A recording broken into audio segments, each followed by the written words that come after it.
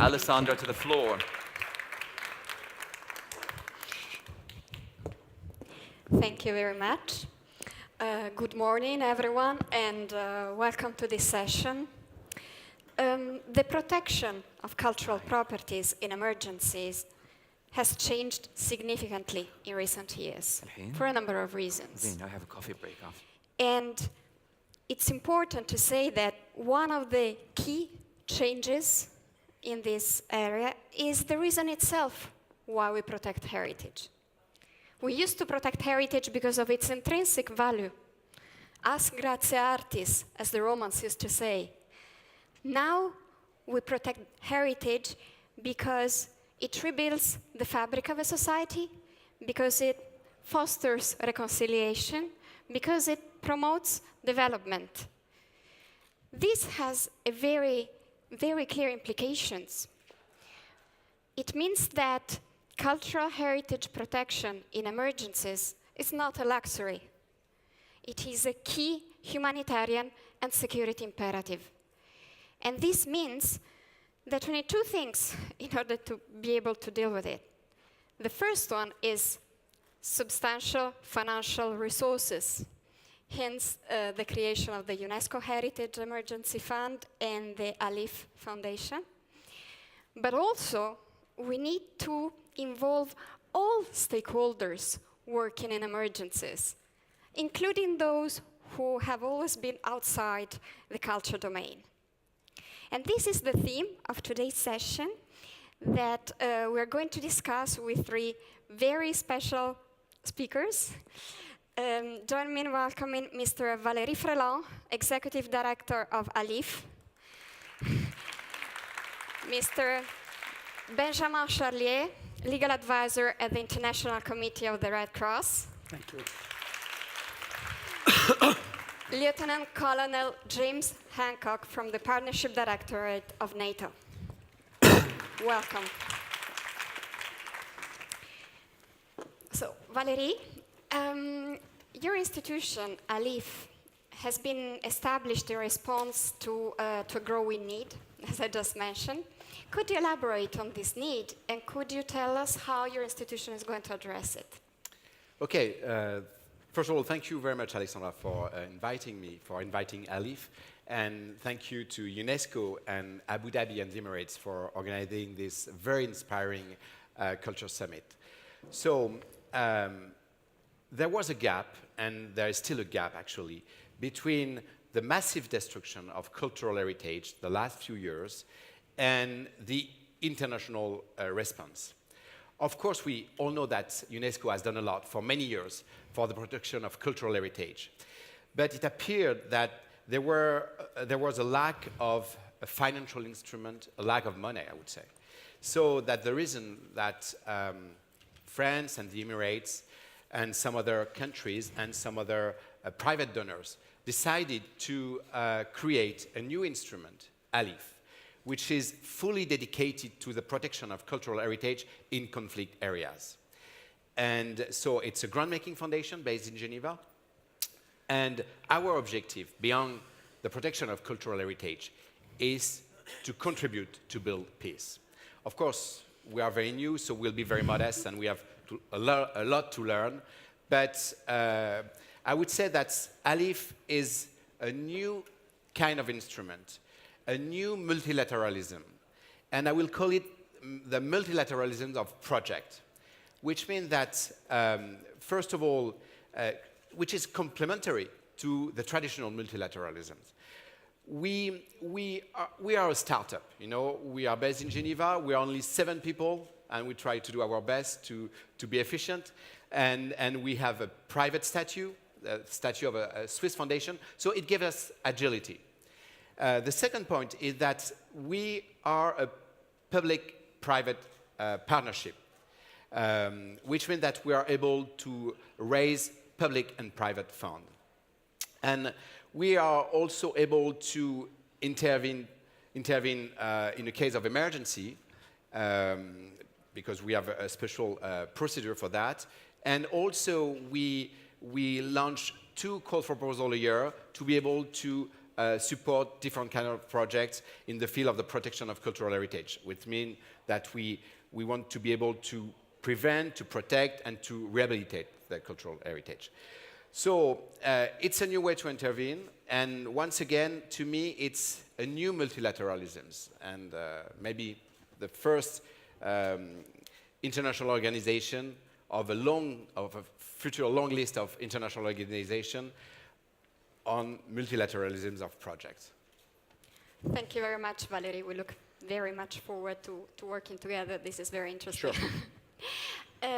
Benjamin, not everyone is aware that cultural property protection is actually part of international humanitarian law, which is the law of war. And not everyone is aware of the strategic role that the International Committee of the Red Cross plays in this regard, in particular concerning cultural heritage protection. Could you tell us what is the position of your institution and how do you operate in this area? Yes, thank you very much. So, just as Valerie said, thank you very much, first of all, for inviting me in this panel, and also let me thank the organizers of the summit in general for considering giving such a big place to considerations around the protection of cultural heritage in emergency situations in general. There has been a number of very interesting panels over the course of the week touching upon this issue, and I think it's very important, so I'm very pleased with that. Contrarily to Alif, I think it would be wishful thinking to characterize the International Committee of the Red Cross as a startup.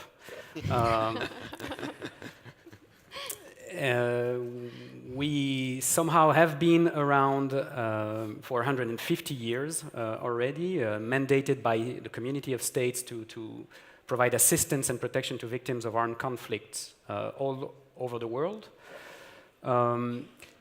So in that sense, we're not exactly new actors in this overall field. But you're right that not everybody knows exactly the place that cultural heritage has in international humanitarian law and in humanitarian action as such.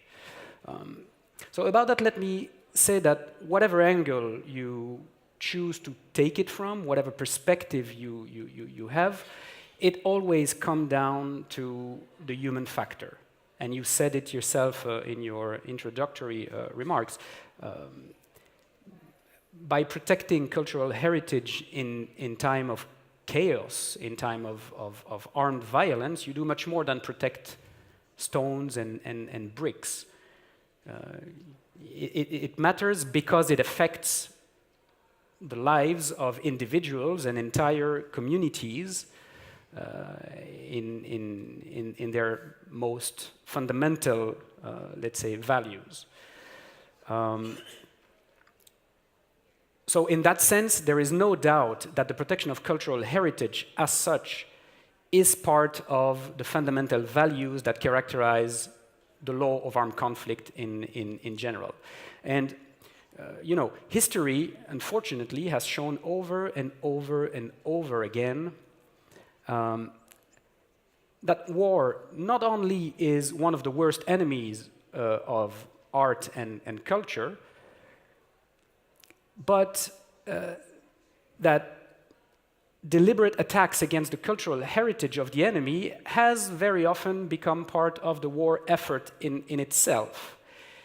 And even more so, it has been the precursor of mass atrocities against individuals and communities. So therefore, as you said as well in your introductory remarks, there is no doubt that it's a matter of concern for humanitarian actors like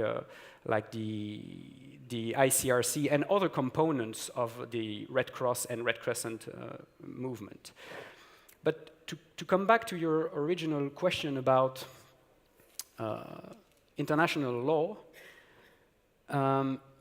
let me be very clear here. If we want to talk about the real issue, the international legal framework, the law of armed conflict, that protects cultural property in armed conflict is extremely comprehensive. It's extremely protective.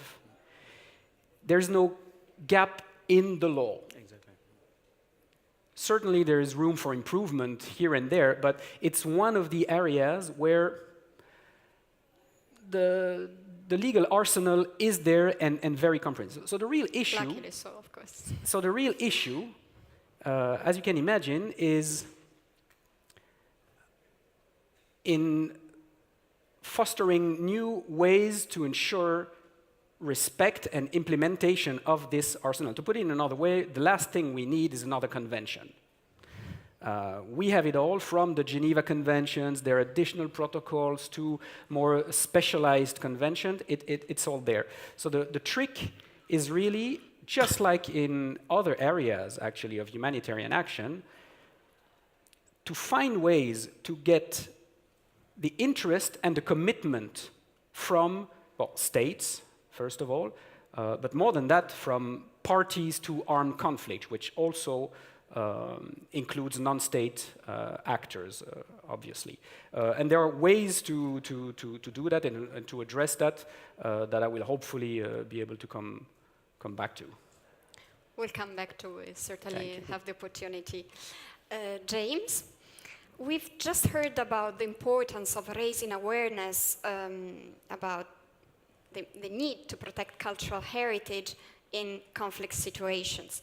This is, of course, an issue of major interest for NATO, which is a major military alliance. Could you tell us what NATO does in this regard? Assalamu alaikum wa rahmatullahi wa barakatuh. First of all, I just want to say again, to add my thanks for inviting NATO to participate in this absolutely fascinating conference. It's a great pleasure to be here in the Emirates. First of all, I just want to kind of perhaps remind people that NATO is the largest military alliance in the world. It's not as old as the International Committee of the Red Cross and the Red Crescent movement, but we are actually celebrating our 70th birthday this year. We're not new to the field of cultural property protection. At the end of the Second World War, General Eisenhower reminded his commanders the importance of that they weren't just fighting to defend and liberate the people in Europe, but they were also there to recover many of the artworks and to protect the cultural property there as well. But we consider that the time is right to raise awareness generally of this issue, both internally and externally. How are we doing that internally? Well, we've been doing a lot of work over the last couple of years or so on trying to raise understanding amongst the 29 nations now within the Alliance of why cultural property protection is important, why it's particularly important in the wars of identity that we have faced, sadly, over recent years. How are we doing that? And how are we implementing cultural property protection? As Benjamin mentioned, it's the implementation that really counts. Well, we've quite recently published a NATO-wide directive. This isn't just a set of words. It's a set of orders in many ways across NATO as to how seriously we want this matter to be taken. That's how we're addressing it internally. We've also been raising a lot of publications, generally to raise awareness. And we've been introducing it in our education and our training so that it is something that will be institutionalized among the armed forces of 29 nations. But also we feel there is a responsibility to advocate the subject externally too. And we operate with many partners across the globe, and we offer security sector reform programs, defense capacity building and training, and also defense institution building. So this will also be a subject that we advocate in that program too. Thank you very much, James. allow me a follow-up question.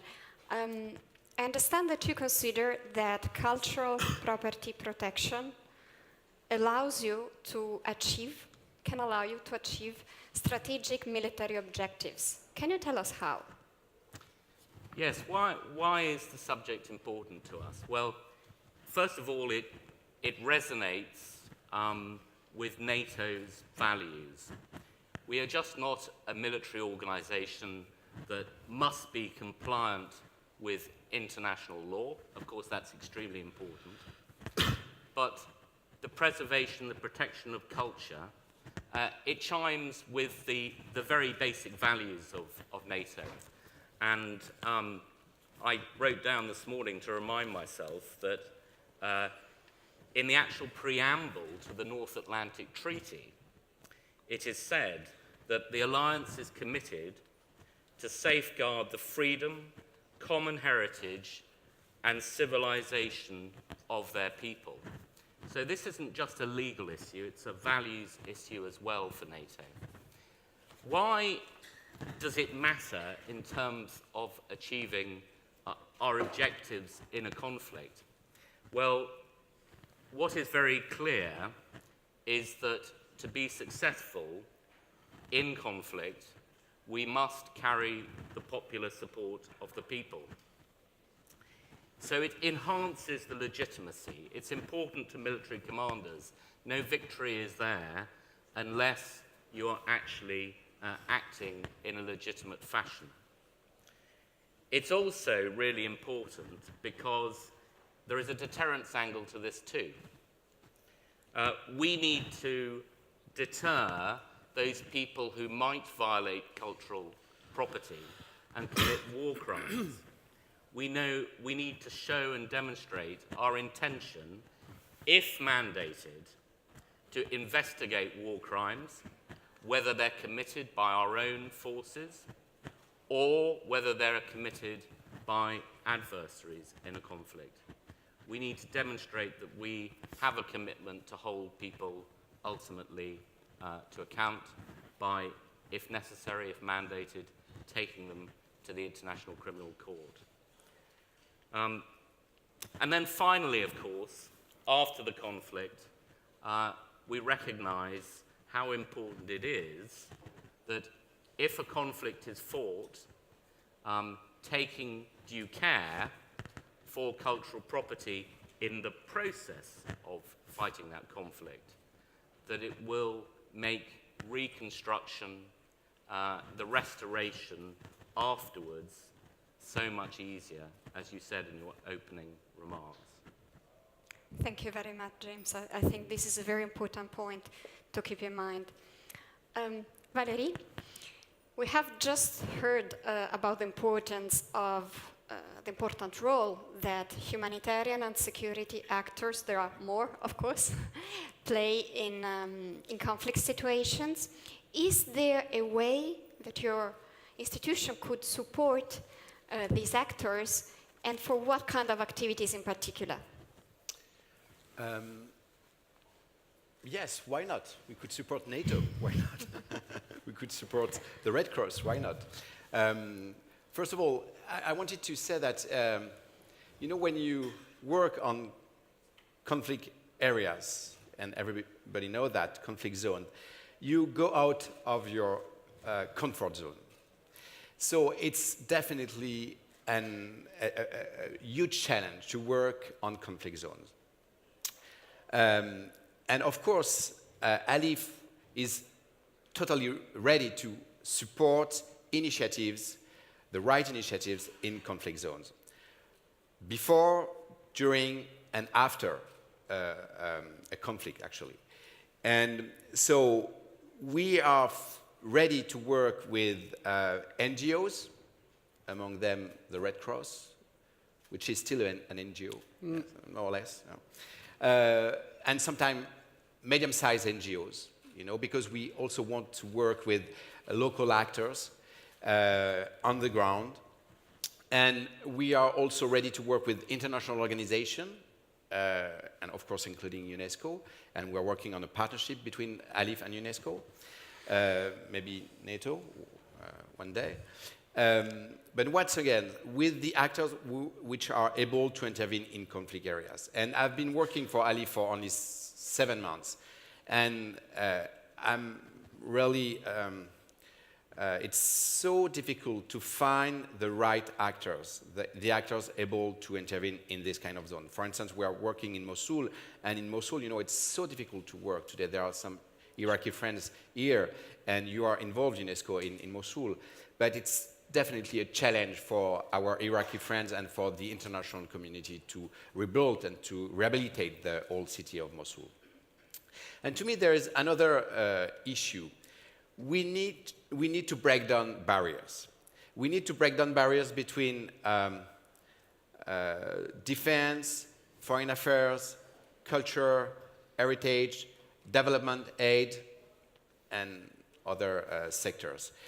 I was quite surprised, you know, I went to the US, I went to France to promote ALIF, and I was quite surprised to see that, for instance, in the US, I had the opportunity to meet every kind of actors, from the defense, from the Pentagon, to NGOs, cultural institutions, and so on. And I went to France, and I asked for meeting different kinds of actors, and of course, it was at the Ministry of Culture, so it was with cultural actors. And I do think that they missed something, because we need to break down barriers between different sectors. When you deal with cultural heritage, you deal with development aid, we deal with security issue. You contribute to build peace. So that's the reason that I do think that what we do will be part of a more global approach, which is to contribute to peace, actually. Thank you, Valérie. Indeed, it's fully in line with the theme of our sessions, involving all actors, all stakeholders, in order to find solutions. Benjamin, Valérie just mentioned a very important point, which is the need, whenever we are referring to cultural property protection in emergencies, to put in place both preventive and reactive measures. Of course, we naturally need to help communities, so to have an immediate access to communities which are afflicted by conflict and by violence. Can you tell us how you do this? Yeah, but first of all, you both mentioned a lot of things that actually resonate to me. The first of which is that, by way of coincidence, the Geneva Conventions also celebrate this year their 70th anniversary. So there is a point of conversion, an additional one with NATO. And what you mentioned about a multidisciplinary approach to the issue, which was a point that I was anyway going to make. So in terms of a measure, so first of all, let's again be clear. The first responsibility to protect cultural heritage in situation of armed conflict belongs to the parties to the conflict, not to the humanitarian community, to peacekeeping operations or any other actors. So they have the responsibility under international law, and I will stop with my boring legal comments very soon, but I mean, it's a fact. And so when you say that there are very pragmatic reasons for also working towards that endeavor, the first reason, and what we keep saying to states and non-state armed groups, is that, okay, well, but the first reason is that because it's the law. It's not like you can choose or not. Voilà. So that's the first point. Then, if you can add an additional good reasons to do it, fair enough. Preventive measures, a lot has been said about this issue over the course of the week, but they encompass issues like lobbying with states for them to actually ratify whatever treaty they have not yet ratified. So first of all, get a commitment from states to actually look at the issue. But then you have all the technical preventive measures that are extremely important. Making inventories, marking protected buildings and places, setting up emergency response procedures, setting up specialized administrative offices, training the military. All these measures that need to be taken before actually, war erupts. And it's common sense, basically, in relation to that issue and many other related issues, to say that it's time of peace that you best prepare for war, from probably a military perspective, but also from a humanitarian perspective. And I would add also that by complying with all these requirements, preventive requirements, not only do you protect your cultural heritage against the devastating effects of war, but also against natural disasters most of the time. If you have a procedure to provide safe haven for endangered artifacts or objects, it will benefit in times of all sorts of emergencies. Now, in a minute or so, I would like to say that to me, the two words that are the most important in relation to taking action are cooperation or coordination, depending on the situation, and a sense of humility from international actors. In terms of coordination, you mentioned it. I'm not going to say too much on that. It makes sense. An organization like mine has a specific expertise which is not in the cultural aspects of the protection of cultural heritage. What we bring to the table is an expertise over 150 years of humanitarian action in engaging bilaterally, confidentially with parties to armed conflicts on very sensitive issues, including this one, by way of being neutral, independent, and impartial. We get access to places where often no one else has access. And we do have an expertise in indeed trying to influencing states in adhering to international humanitarian law in general. But we have an MOU with UNESCO, which is one of the most important actors in the cultural sector, so we can join forces with that. We obviously, by way of our mandate and history, have a long-lasting history of engaging with international military or organizations, and of course we have an interest in those people who have the money as well. So in terms of coordination, that makes sense. And in sense of humility, my point is that although we do have very strong expertise in our fields, more and more affected communities by armed conflict are, and rightly so, are becoming more and more assertive in the role that they want to play in relation to their own fate and survival and recovery. So there is no real other way around being as international as necessary and bringing the type of expertise that we do have, but being as local as possible as well, to involve the people in what they need. And I have to say that indeed, belonging to the Red Cross and Red Crescent movement, we're very lucky in that sense, because we do have, let's say, natural partners, the Red Crescent and Red Cross societies in each and every single country in the world, basically, that can assist in providing this local aid. Thank you. I think you are touching on one of the key issues why actually we are even here. So you mentioned people, you mentioned the communities.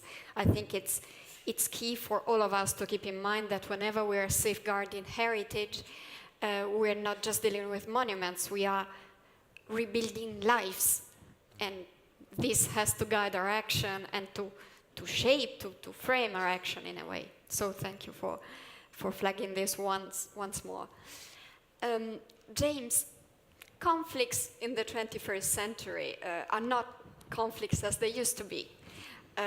we witness an increasing presence of non-state armed groups which occupy often vast areas, vast territories, which may contain important heritage sites. So how can we raise the awareness on the importance to protect heritage? It's an interesting question. In general terms, I think our perspective would be that you can achieve change either through a carrot, an incentive, or a stick. We're not, as a military alliance, capable to do everything, and I'll explain why. From the carrot point of view, from incentivizing military forces to implement the extensive legal obligations that we have in terms of cultural property protection, what we can do is, as I mentioned earlier, is we can export our understanding, our practice, our training and education, but we can only do that to our partners, to state partners. From the point of view of a stick, perhaps we can go a bit further. As I mentioned, we can deter some non-state actors by demonstrating that if our mandate is given to do so, that we will act when we discover violations. Obviously, we will act against our own people if they violate international law, but we will also be determined, if our mandate allows, to pursue people, to apprehend them, and to assist with the international authorities holding them to account. But I must stress that NATO, of course, is not a neutral organization. We're not like the International Committee of the Red Cross. And we recognize fully the importance of cooperation, but that's an informal cooperation. We cannot be seen to, in some way, deny the very important respect for the neutrality that organizations like the International Committee of the Red Cross and the Red Crescent as a movement have, that gives them access and trust, particularly with people like non-state actors. So we can't do what they can do, and we recognize that they have a very important role, because really they're the only people who can act as intermediaries to advocate the importance of cultural property protection with non-state actors in particular. But there was just one other thing I also wanted to say, because it's a most brilliant quote when we try and persuade people as to why protecting cultural property is important. And it was said by Jean-Julien Elson, Minister of Culture in Haiti. And what he said was, after trying to save people's lives, the next thing to save is people's reasons for living. And I think that really captures exactly why this is intrinsic to humanity and why it is important, just as saving lives in conflict is important. It's really vital. Thank you very much. Benjamin, is there anything that you wish to add in this area in particular? Well, you said it. I mean, there is a spot for everybody in relation to the mandate and expertise and operating modalities, let's say. Indeed, I mean, for obvious reasons, it's not always possible for a military organization, a military alliance, to reach out to a number of actors, and this is precisely one of the reasons why the ICRC was created in the first place. And so neutrality being in our DNA, it's a mean to an end somehow, and the end is getting access to all actors involved. But NATO plays, obviously, as you said, a crucial role in raising awareness / policing its member states and the military armed forces. And so we, although obviously the ICRC does not cooperate in relation to any type of military operation, but we're very interested in the way you raise awareness, train your member states on international humanitarian law in general. So indeed, but you're right that talking to a number of actors, and I make the point here also to mention that the issue is not only lying with non-state armed groups, although it's a big part of the issue, especially recently. But states have also a responsibility to address in that sense. They're the first actors in a way, naturally. Yes, and also because they're one side of a number of conflicts as well. So, and you know, damage to cultural property is not necessarily about deliberate attacks against objects. It's also about mitigating collateral damage. It's a big part also of the issue. And there, advanced military nations have a responsibility because they do have currently the means to pay special attention to those issues. So, yeah, there are various angles to the issue. And obviously, we take that very seriously. I mean, the point that Benjamin said earlier about prevention, we, behind our directives, our orders, are real practical attempts to improve our processes, attempts to ensure that our knowledge and understanding of cultural property in areas that we might operate is better, to introduce it in all our training, and to make sure that it is actually implemented in operations convincingly. That means understanding how to include it in our whole targeting process to try and minimize, as best we possibly can, collateral damage. We're a learning organization, and we need to operate and cooperate with many, many actors in this field to achieve this. If I may, just one short sentence. When you deal with cultural heritage, we deal with symbol, and it's so important. Symbols are so important for building peace. That's just what I wanted to. By all means. I think we have raised a number of very important points. I see we have a few minutes left for questions, if there are. Okay, thank you. Very interesting panel. As a former site manager of Timbuktu, and my site was destroyed, I am very interested by this discussion. I would like to ask Mr. Valery, when you said there is a big gap between destruction and international response, what do you mean by that? And then you said that your institution is a private one. Since all World Heritage sites are being managed by the World Heritage Center, how do you interact with UNESCO to come up with your program? Sure. As far as NATO is concerned, I hope that you are doing the promotion of the 1954 Convention, especially the second protocol. But how could you do that when some states did not ratify that convention, especially United States? Okay? And the last point has to do with the strategy, the prevention. I go for that. I think instead of waiting for a destruction, we better go ahead and coming up with a strategy called preventive measures. By doing that, we can minimize the destruction. We can also minimize money that will put in the reconstruction. Thank you. Thank you, sir. Yeah. Valery? So, to me, there's still a gap between the massive destruction, which was without precedent in the recent years, the last few years, and the level of our financial means, I would say, and also the fact that, as you mentioned, we have a lot of international conventions dealing with this issue.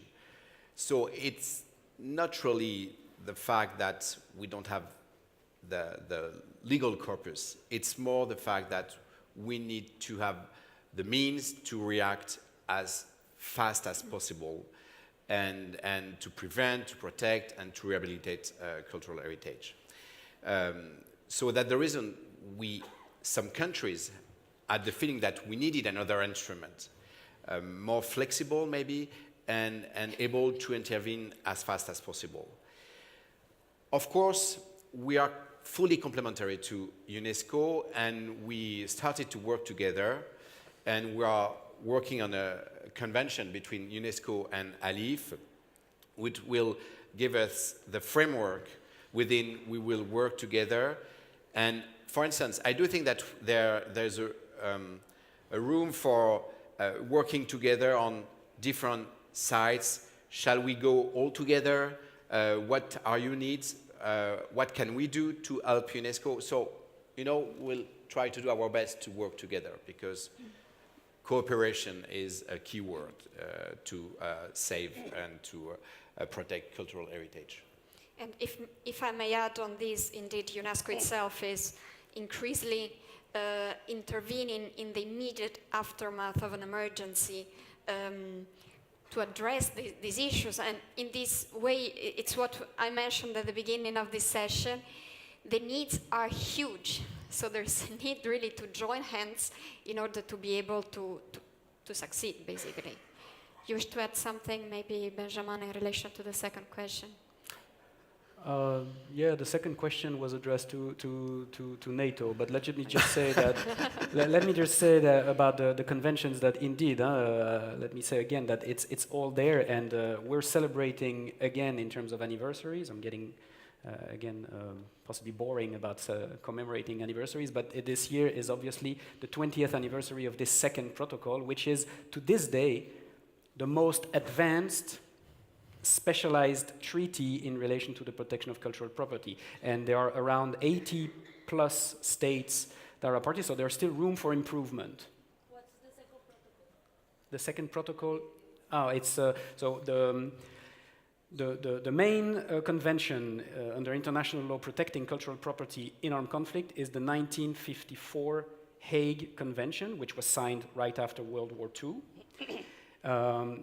But as many conventions, it's the result of a compromise, and it was not perfect in relation to a number of points. So it was complemented in 1999 by a second protocol, which addresses a number of very specific issues and basically updates that convention. So states who do ratify both, they have the perfect package. And what I would say is, of course, NATO is a military instrument. It has 29 nations. It tries to build a coherent approach across all its member nations. I think by raising the awareness internally and by trying to achieve coherence, it moves the agenda forward. Certainly the United Kingdom had not signed the Hague Convention until very recently. I'm pleased to say that actually it is implementing it extremely quickly and extremely efficiently, I think. I am biased, of course, but I think the important thing for NATO is taking a coherent approach and doing its very best to implement it as a whole alliance, and we are certainly doing that. And we hope that it will be an example to other nations around the world too, not only the United States, who may perhaps also join and sign the convention in due course. Thank you very much, James. I understand that we need to wrap up. So, Valérie, Benjamin, James, thank you for having been here with us. Thank you very much. Thank you. And thank you all. Thank you very much. Thank you very much, Alessandra. Thank you all for being here.